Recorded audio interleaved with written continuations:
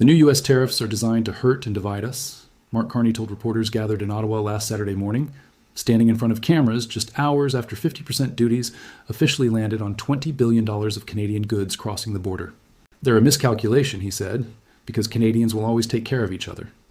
That single sentence captures something genuinely important about the strategy sitting underneath this entire escalation. An American administration that has spent weeks pressuring individual provinces separately, asking premiers one by one to quietly lift alcohol bans while publicly demanding a say in who Canada trades with going forward, betting that a country famous for regional rivalry and provincial infighting would eventually fracture under pressure the way it has, quietly, at points throughout this 18-month trade war. This week, that particular bet has clearly not paid off the way Washington's negotiators likely expected it to when they began applying this specific kind of provincial-level pressure weeks earlier. Saskatchewan announced its own 50% tariff on American liquor today. British Columbia's premier is calling this a fight against a bully. Manitoba's premier says he is 100% behind Ottawa, and Carney's own approval rating just climbed 3 full points to 60% this past week, remarkably, in the middle of an active, escalating trade war, not despite one which is itself a genuinely unusual pattern for any sitting government to experience during a period of real economic uncertainty. If you want to understand exactly how this attempt to divide Canada actually played out on the ground, province by province, and why it appears to be backfiring in ways Washington's own negotiators likely did not fully anticipate going in, hit subscribe now, because this channel breaks these moments down while they are still unfolding in real time. Let's rebuild exactly how the pressure campaign actually worked from the inside, because the specific mechanics matter here considerably more than the broad outline most national headlines have already covered this week. On July 20th, 2026, Trump signed 3 presidential proclamations invoking Section 338 of the Tariff Act of 1930, targeting Canadian autos, alcohol, and dairy with 50% tariffs that would eventually reshape the entire tone of this dispute. As negotiations dragged on through the middle weeks of August, reports confirmed Washington was pushing for something considerably more specific and considerably more politically delicate than a simple across-the-board tariff reduction. American negotiators wanted Canada to lift the provincial bans on U.S. alcohol that had been in place since early 2025, bans introduced by individual provinces rather than the federal government, which meant Ottawa could not simply order them lifted by federal decree. That distinction turned what should have been a straightforward federal negotiation into something considerably messier, a request that had to be routed through 10 separate provincial governments, each with its own political calculations, its own relationship with Washington, and its own reasons to move quickly or slowly. Here's your first rehook, because that specific request exposed real cracks almost immediately, cracks that looked, for a moment, exactly like the kind of division Washington may have been counting on. Quebec Premier Christine Frechette said Thursday she was still analyzing the request, deliberately non-committal language that left her province's position genuinely unclear right up until talks collapsed. Ontario's Doug Ford, who leads the country's most populous province and has been among the loudest voices in this entire trade war, made no public remarks at all on Thursday or through much of Friday. An unusual silence from a premier who rarely misses an opportunity to speak to cameras. Manitoba Premier Wab. Quebec took a different position entirely, publicly telling the federal government it should simply fight rather than negotiate away retaliatory measures piece by piece. 3 premiers, 3 completely different postures, all responding to the exact same American request within the exact same 48-hour window, a genuinely striking split that would only make sense once the fuller picture emerged over the following days. If you were sitting somewhere in Washington watching this unfold in real time, it would have been entirely reasonable to conclude the underlying pressure strategy was working exactly as its architects had designed it to. Quick pause here, because if you're finding value in watching exactly how a pressure campaign like this actually unfolds, province by province, rather than just reading the national headline, drop a comment telling me which premier's response surprised you most. Frechette's caution, Ford's silence, or Quenoux's directness, and subscribe so you catch how this fractured picture actually resolved. Then came the demand that changed everything, the one Carney himself has since pointed to as the moment negotiations genuinely became unworkable. According to Carney's account, delivered at Saturday's press conference after talks collapsed, American negotiators had tried in the final hours to insert language limiting Canada's ability to sign trade agreements with other countries entirely. A demand about who Canada trades with, not just how much tariff Canada charges. British Columbia Premier David Eby confirmed this detail directly in his own remarks over the weekend, telling reporters in Vancouver that the U.S. demand for a say in who Canada trades with was one of several deal breakers proposed by the Americans, deal breakers that also included no meaningful resolution on the punishing tariffs already sitting on Canadian logs and timber products. That specific demand, An attempt to control Canada's foreign policy and trade relationships beyond this one bilateral dispute is precisely the kind of overreach that turns a negotiation about market access into something that reads, to Canadian ears, as a genuine threat to national sovereignty. And sovereignty, unlike alcohol shelf policy, is not the kind of issue that fractures easily along provincial lines. That shift is exactly what transformed the fragmented province-by-province picture from earlier in the week into something considerably more unified by Saturday afternoon. Eby did not hedge in his response. He told reporters he fully supports Ottawa standing up to a bully, language that leaves very little ambiguity about where British Columbia stands, even while acknowledging the collapse of talks will likely bring real economic pain and job losses to his own province. He said, retaliating is now necessary specifically to send Washington a message that Canada will not simply absorb whatever terms get placed in front of it. That is a considerably sharper, more united posture than the careful, non-committal language Quebec was using just 2 days earlier. And it captures how quickly the entire tone of this dispute shifted once the American demands moved from a provincial liquor policy dispute into something that read, unmistakably, as an attack on Canadian sovereignty itself. Here's a rehook worth sitting with, because Carney's specific choice of words in that Saturday statement was not accidental. It deliberately echoed language he has used before, at a moment that shaped his entire political identity. Back when Carney first became Liberal leader and Prime Minister in the speech that launched his snap election campaign, he told Canadians directly that Donald Trump thinks he can weaken us with his plan to divide and conquer, framing his political rival Pierre Poilievre as someone whose approach would leave the country divided and ready to be conquered. That framing, divide and conquer as the central threat facing Canada, has been part of Carney's political identity since before this specific trade war even reached its current intensity. When he stood in Ottawa last Saturday and said the new tariffs are designed to hurt and divide us, he was not inventing a new theory of what Washington was doing. He was applying a framework he had already built years earlier to describe exactly the situation, now unfolding in real time: provincial pressure campaigns, individually targeted demands,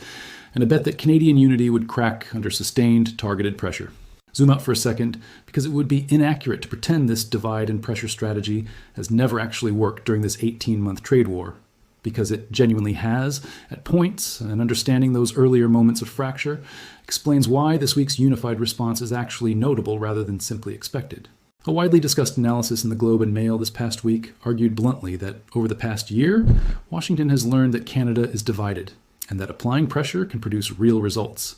The piece pointed specifically to the fractured Charlottetown Premiers Summit back in July, when Ontario's Doug Ford called Canada an energy power hour and pushed for the country to hit back as hard as possible, while Alberta's Danielle Smith and Saskatchewan's Scott Moe both publicly rejected weaponizing energy and critical resources, leaving Canada, in the piece's words, unable to even find common ground on something as basic as a unified negotiating posture. That earlier fracture was real, and it is precisely the kind of division this week's American negotiating strategy appears to have been counting on repeating. Zoom back in, though, because what actually happened this week looks different from that earlier. Charlottetown split in one crucial respect. The specific issue where premiers ended up disagreeing was tactics, not whether to retaliate at all. Saskatchewan Premier Scott Moe announced today that his government will impose its own 50% reciprocal tariff on American liquor, effective September 8th, the same date Canada's broader federal retaliation takes effect. But Moe was careful to draw a specific distinction from how Ontario and other provinces have handled this issue since early 2025. Saskatchewan is not considering pulling American alcohol off store shelves entirely, Moe told reporters, saying his government remains adamant about leaving that choice up to individual consumers, rather than removing the option altogether. That is a genuinely different approach than the outright removal Ontario and British Columbia pursued during the earlier phase of this dispute, but it still lands squarely inside the same broader strategy, applying direct financial pressure on American exporters through tariffs, just calibrated differently based on what each province's own political and economic circumstances can support. That distinction between disagreement over method and disagreement over goal is the single most important detail sitting underneath this week's coverage, and it is exactly what separates this moment from the genuine fracture Canada experienced back in July. Moe explicitly tied his new tariff to the broader federal retaliation package, saying directly that given the increased tariffs the United States has imposed on Canadian and Saskatchewan goods, and given the counter-tariffs already in place, the province needs to protect itself. That is not a premier breaking away from Ottawa's overall strategy in any meaningful sense.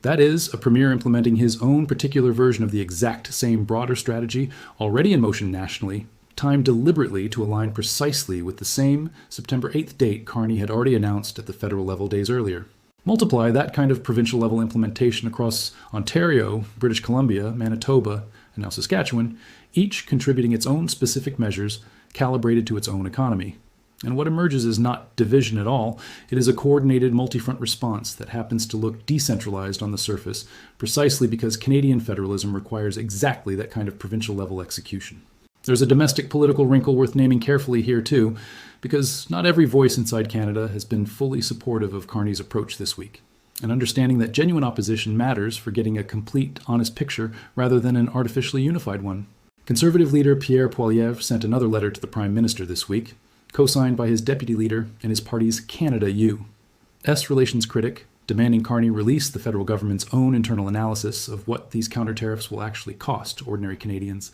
Leverage isn't the same as noise, Poilievre wrote, a pointed line suggesting he believes Ottawa's retaliatory posture, however popular it has become, may not actually be backed by a clear-eyed accounting of its economic costs. That criticism matters because it shows the unity on display this week is not absolute. There remains a genuine, serious opposition voice questioning whether retaliation is actually the smartest strategy, separate from the Premier's broader consensus on standing firm against Washington's specific demands around sovereignty and trade partnerships. That tension, popular support for standing firm alongside serious questions about the economic wisdom of doing so, is precisely the kind of split some analysts warn Washington could still exploit if this standoff drags on much longer. A separate piece of commentary circulating widely this week, published under the header examining why Canada might suffer from trying to out-tough Trump, pointed out that Canada's economy is roughly a tenth the size of China's, and that the United States accounts for roughly two-thirds of everything Canada sells abroad. A structural imbalance that limits just how long Ottawa can sustain a full confrontation without real economic consequences building at home. That same piece noted, with a mix of concern and grim amusement, the Chinese state media had praised Canada's posture as a Chinese-style counterattack against Washington, using this dispute as evidence for its own domestic audience that standing firm against American pressure does not automatically bring the kind of punishment Washington often threatens. Whether that comparison is flattering or alarming for Ottawa depends entirely on how this specific confrontation actually resolves in the weeks ahead. There is also a legal dimension running underneath this entire confrontation worth naming again here in some detail, because it continues to shape, in very concrete ways, how much room either government genuinely still has left to maneuver as this dispute drags into its next phase. Section 338 predates the World Trade Organization and virtually every post-war trade institution, and legal scholars have argued for years that it was effectively superseded by the Trade Expansion Act of 1962 and the Trade Act of 1974. That argument carries real weight given what happened back in February of 2026, when the U.S. Supreme Court struck down an entirely separate set of Trump tariffs imposed under emergency economic powers in a case called Learning Resources versus Trump, ruling that broad unilateral presidential tariff authority requires explicit congressional backing to survive judicial review. Multiple trade law firms have said for weeks they expect a nearly identical challenge against Section 338 now that it has moved from threat into active enforcement, and Canada has already signaled it will pursue parallel cases through the World Trade Organization and through CUSMA's own dispute mechanism. That legal uncertainty sits quietly underneath every provincial tariff announcement this week. A reminder that the current tariff architecture on both sides may not be nearly as permanent as either government's public rhetoric currently suggests. Consider, too, what this moment means for the much larger CUSMA renegotiation still sitting open in parallel with everything happening this particular week, because the contrast between how that broader process is unfolding with Mexico versus with Canada tells its own quiet story about where this relationship currently actually stands. The United States has already begun formal talks with Mexico over revamping the agreement Trump himself negotiated during his first term and once praised as a triumph. Talks with Canada, by contrast, have not even begun, and the escalating trade conflict this week has cast genuine doubt on whether they will start anytime soon. That asymmetry matters enormously because it means Canada is currently negotiating this narrower Section 338 dispute from a position where the much larger, more consequential CUSMA conversation remains entirely stalled, giving Washington considerably more incentive to see whether pressure applied here at the provincial and alcohol ban level might soften Canada's posture before that bigger fight over the entire North American trade framework genuinely begins. None of this happens without genuine accumulating consequences for people and businesses caught inside it right now on both sides of the border.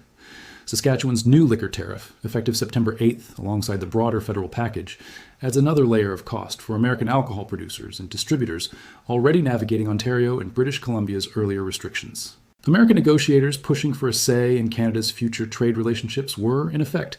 asking Ottawa to accept a degree of foreign policy constraint that no Canadian government of any political stripe was ever likely to accept quietly, a demand serious enough that it appears to have done more to unify Canadian public opinion than months of careful federal diplomacy managed on its own. Carney's approval rating climbing to 60% in the middle of an active trade war, rather than despite one, is the clearest measurable evidence available right now that this specific attempt at division has, so far, produced the opposite of its intended effect. So here is the actual, full picture sitting in front of both countries as this particular week closes out.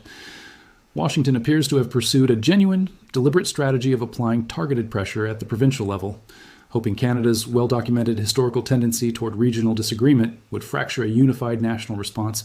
the exact same way it did during earlier phases of this dispute back in July. For roughly 48 hours over the course of last week, that specific strategy looked like it might genuinely be working as intended, with Quebec hedging its position carefully, Ontario staying conspicuously silent, and Manitoba pushing a starkly different, more confrontational tone than either of the other two. But the specific demand that ultimately broke negotiations entirely, a request for genuine influence over who Canada trades with as a sovereign, independent nation, proved to be exactly the kind of overreach that reliably turns provincial disagreement over narrow tactics into national agreement over broad, shared principle. Saskatchewan's 50% liquor tariff announced just today, British Columbia's explicit public framing of this entire dispute as standing up to a bully, Manitoba's unconditional and unqualified support, and Ontario's continued aggressive posture all point in exactly the same direction now, different methods chosen by different provinces, but the same underlying resolve, all coordinated around the identical September 8th date, regardless of how each individual province ultimately chooses to implement its own particular piece of the broader national response. There's a broader economic backdrop worth sitting with here too, because none of this coordinated provincial response happens in a vacuum free of real cost, and Poilievre's demand for a transparent accounting of that cost deserves more than a passing mention. Bank of Montreal has already estimated the tariffs that took effect on August 22nd alone will carve a full half percentage point off Canadian economic growth this year. And Capital Economics has gone further, warning that the current trajectory of this dispute pushes Canada measurably closer to an outright recession, particularly if both sides continue escalating rather than settling into a more predictable standoff. Those numbers matter enormously for understanding why Poilievre's letter landed with real political weight rather than reading as simple opposition noise. Because a government asking provinces and citizens to absorb genuine economic pain in the name of national unity and sovereignty has an obligation, in any healthy democracy, to be honest with its own population about exactly how much that pain is likely to cost, sector by sector, household by household, rather than relying solely on the emotional resonance of standing up to a larger neighbor. That tension between principle and cost is not unique to this specific moment either. It echoes almost exactly the dynamic that played out during the opening phase of this trade war back in early 2025, when Justin Trudeau, in his final days as Prime Minister, urged Canadians to buy Canadian products and skip vacations in Florida as a form of grassroots economic resistance. Ontario pulled American alcohol from government store shelves during that same period, a move that has since evolved province by province into the more calibrated, tariff-based approach Saskatchewan announced today, rather than the blanket removal Ontario pursued initially. That evolution, from outright product bans toward more precisely targeted reciprocal tariffs, suggests Canadian provinces have spent the better part of 18 months refining their approach to retaliation, learning which measures generate the most pressure on Washington relative to the domestic economic cost each option imposes on Canadian consumers and businesses. Saskatchewan's decision to tariff, rather than ban, entirely reflects exactly that kind of accumulated learning. A province choosing the tool that maximizes pressure on American producers while minimizing the disruption to its own retail sector and consumer choice. It is also worth understanding why the specific American demand around trade sovereignty struck such a deep nerve across such a wide range of Canadian political opinion, because it connects to a strategic priority Ottawa has been building for well over a year, largely independent of this specific Section 338 dispute. Canada's government has spent much of the past 18 months actively pursuing new trade relationships beyond the United States, signing agreements with Ecuador and the United Arab Emirates within days of each other in late July, expanding trade ties through CETA and CPTPP, and setting a formal target of doubling non-American exports from roughly $300 billion annually to $600 billion within a decade. An American demand for a say in who Canada trades with going forward strikes directly at that entire diversification strategy, the very insurance policy Ottawa has been building specifically as a hedge against exactly this kind of American pressure. Accepting a clause limiting that flexibility would have meant trading away the strategic project Canada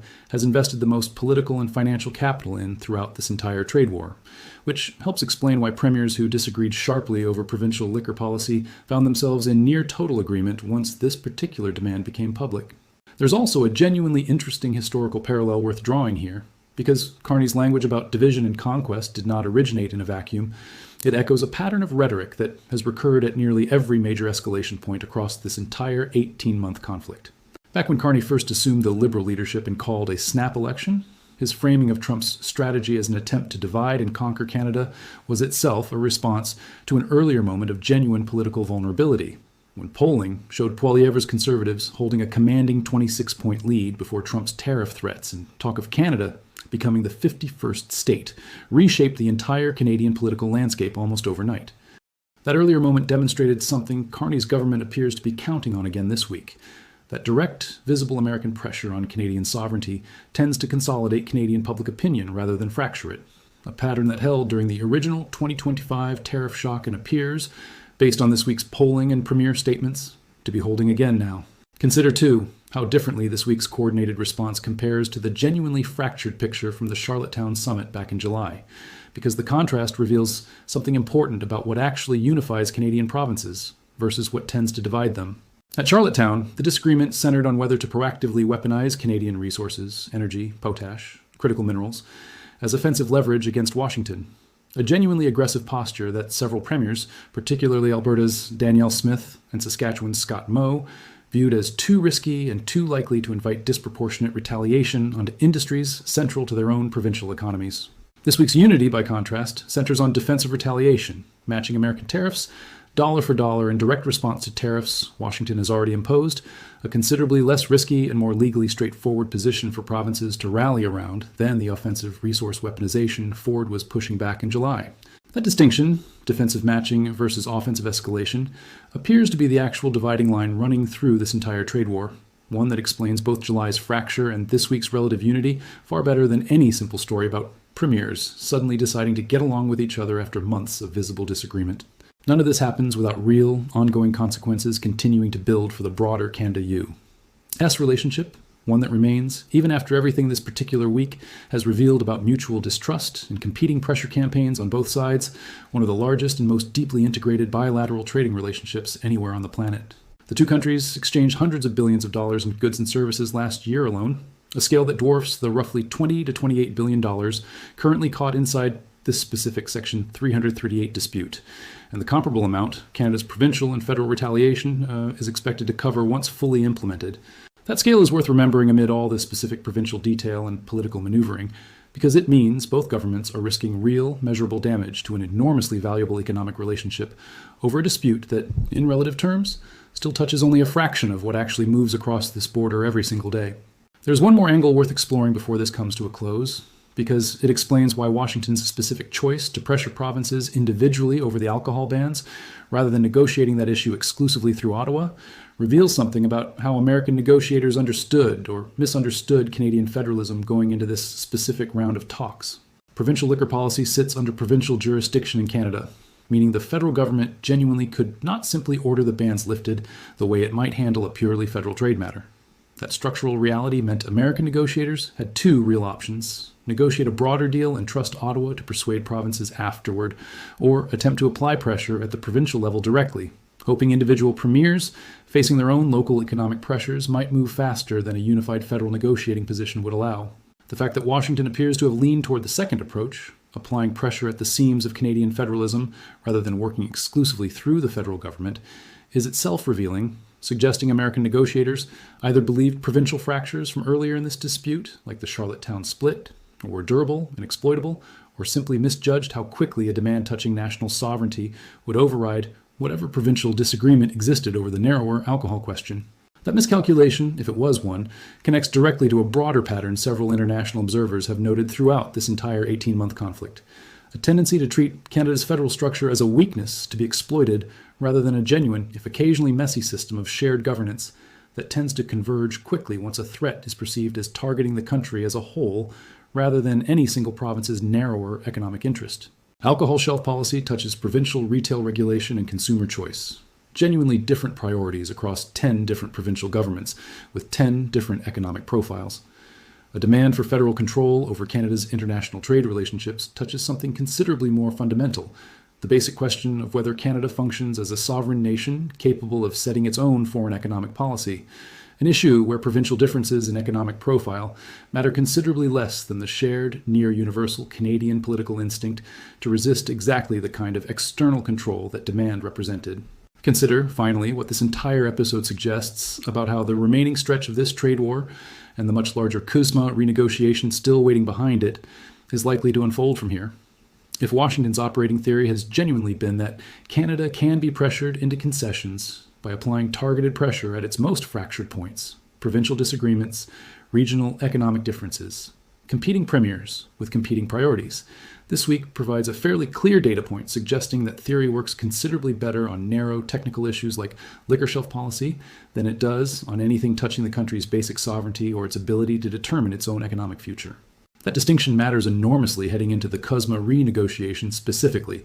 because that much larger negotiation is almost certain to touch exactly the kind of sovereignty-adjacent issues, cultural protections, supply management, control over strategic resources, that this week's collapsed talks revealed Canada will not simply trade away, regardless of how much provincial disagreement exists on smaller adjacent questions. There is also a genuinely important detail worth naming about how this week's polling shift reflects something deeper than simple rally-round-the-flag politics. Carney's approval climbing to 60% alongside polling, showing most Canadians wanted a tougher approach to negotiations even before talks actually collapsed, suggests this shift in public opinion predates the specific sovereignty demand that ultimately broke the deal, meaning Canadians had already begun consolidating behind a harder line before they even knew the specific reason negotiations would fail. That timing matters, because it suggests the underlying driver of Canadian unity this week is not simply reactive anger at one specific American demand.